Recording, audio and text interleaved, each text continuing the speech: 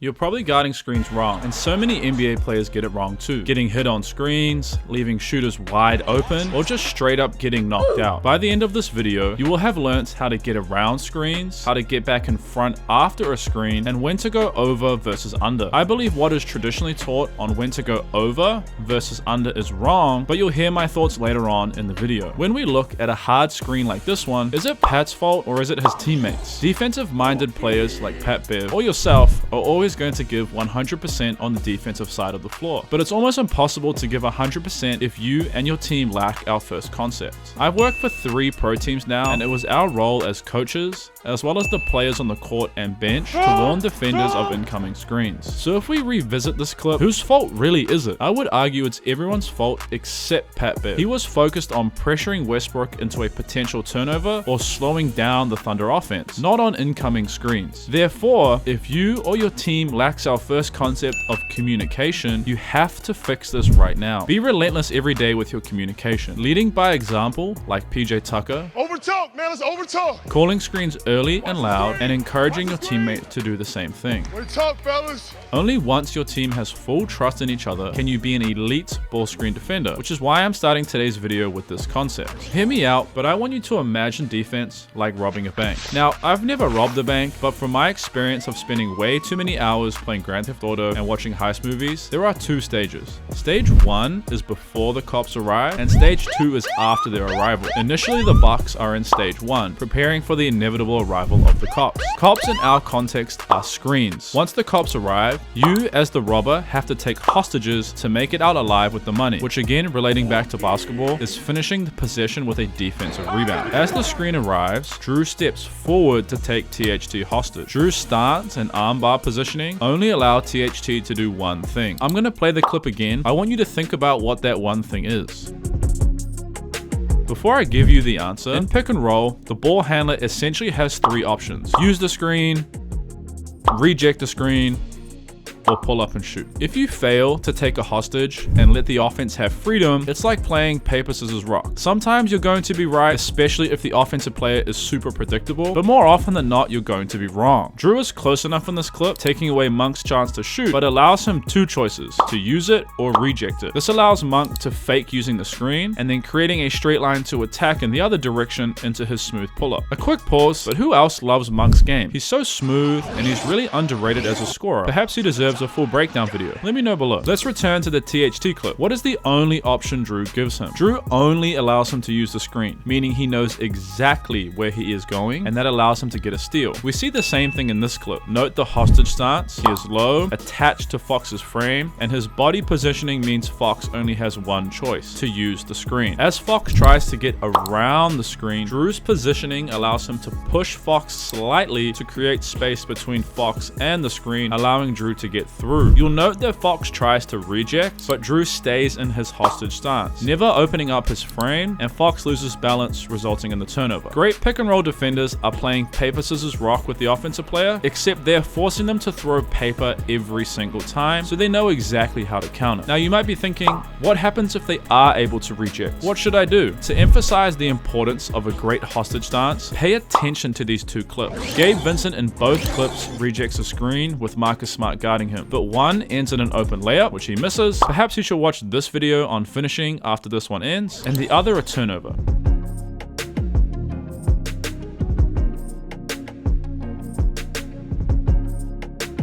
Notice how in this clip, Smart's hostage stance forces Vincent to do a slow, flat behind the back. This gives Smart time to turn and run and squeeze Vincent, something that we are going to discuss soon. Whereas in this clip, Smart doesn't take Vincent hostage, meaning he can do a quicker between the legs crossover and get a straight line to the hoop. Now I mentioned the turn and run and squeeze. Notice how after the behind the back crossover, Smart plants his outside foot and pushes off of it, turning and keeping his chest towards the sideline and sprinting to get back in front of Vincent. We see the same thing here, with Smart initially using traditional slides, but as Jimmy tries to turn the corner, Smart keeps his chest towards the sideline and sprints laterally.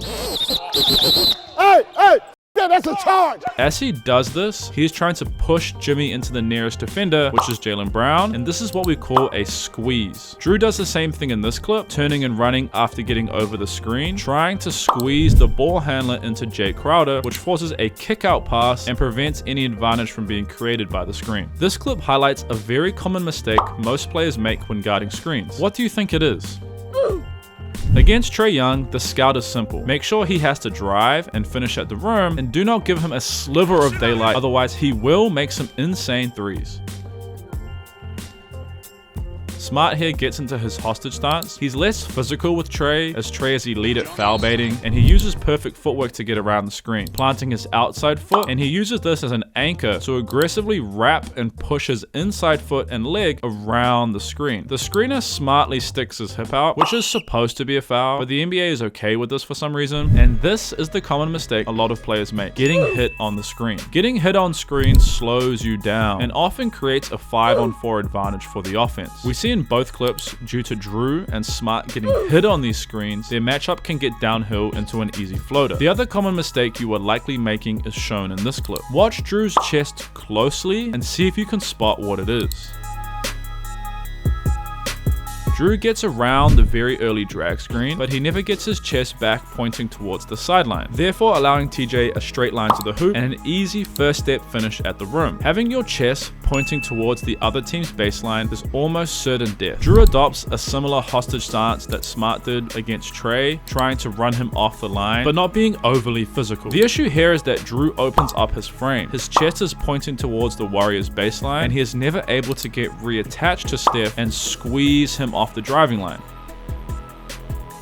therefore allowing Steph room to operate and find this sneaky step back floater thing that only Steph Curry can make. Compared to this great clip where Jrue takes VanVleet hostage, uses the inside footwork to avoid contact and get around the screen, keeping his chest towards the sideline, turning and running, and then squeezing VanVleet off his driving line, only to unluckily slip at the last second. It happens to the best of us. Now, let's get into why I think what is traditionally taught regarding going over or under screens is wrong. Traditionally, going over or under is very clear. Go over versus shooters and go under versus non-shooters. The thinking behind this is that non-shooters are usually great drivers, so by going under the screen, you prevent them from being able to drive and force them into a shot. Compared to shooters, who are traditionally thought of as bad drivers, by going over, you force them to put the ball on the ground and drive into finishes or passes. But with the way basketball is going, everyone can do everything. 7-footers are shooting pull-up threes off the dribble, point guards are 6'9" now, and everyone's becoming more and more skilled at all levels. I'm going to show you two clips. Pay attention to the difference in the hostage stance in both clips.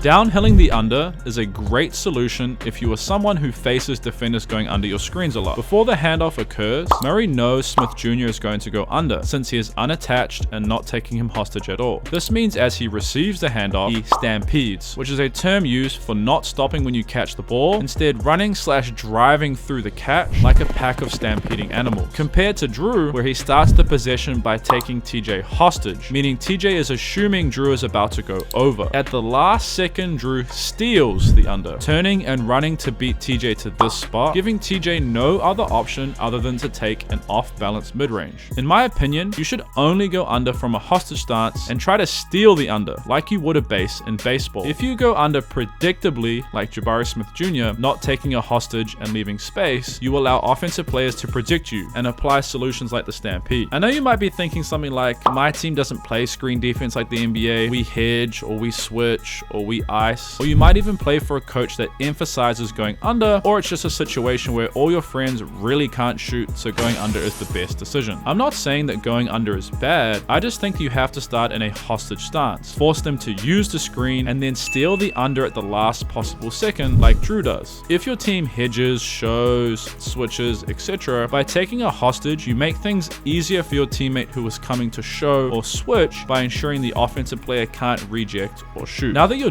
defensive IQ and screen defense skills have improved, let's work on your offensive IQ and your isolation game by watching this video on scoring in isolation.